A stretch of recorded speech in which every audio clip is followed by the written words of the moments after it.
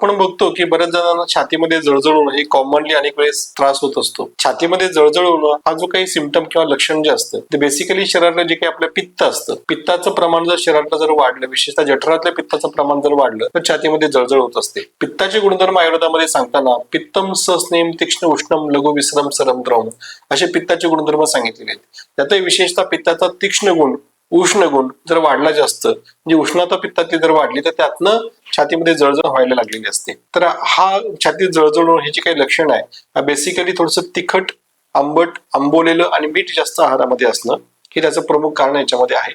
त्याच पद्धतीने बऱ्याच जणांना असतं की अति चहा प्यायची सवय असते, बऱ्याच जणांना व्यसनांमध्ये दारू पिणं, तंबाखू खाणं ह्याचं जास्त प्रमाण असतं. या सगळ्या गोष्टींमुळे म्हणा, पाणी बरेच लोक खूप कमी पितात, काही लोक जेवताना पाणीच पित नाही, या सगळ्या गोष्टींमुळे थोडं छातीमध्ये जळजळ वगैरे व्हायला लागलेली असते. आणि कोरडं अन्न बरेच जण खात असतात, त्यांनी देखील छातीमध्ये जळजळ होऊ शकते. तर हे सर्व आपल्याला जर टाळायचं जर असेल तर बेसिकली याच्यामध्ये स्नेहन चिकित्सा खूप महत्वाची असते. विशेषतः पित्त कमी करणारा आहार, त्याच्यामध्ये प्रामुख्याने दूध असेल, कोंबड दूध असेल किंवा साजूक तूप असेल, लोणी असेल, याचा आहारामध्ये जर वापर आपल्याला रेग्युलर जर केला आपण, त्यांनी पित्त शरीरातले कमी होऊन जळजळ छातीतली कमी यायला लागते. आणि त्याचसोबत इतर औषध देखील याच्यामध्ये असतात की ज्याच्या माध्यमातून आपण छातीतली जळजळ पूर्णपणे थांबवू शकतो.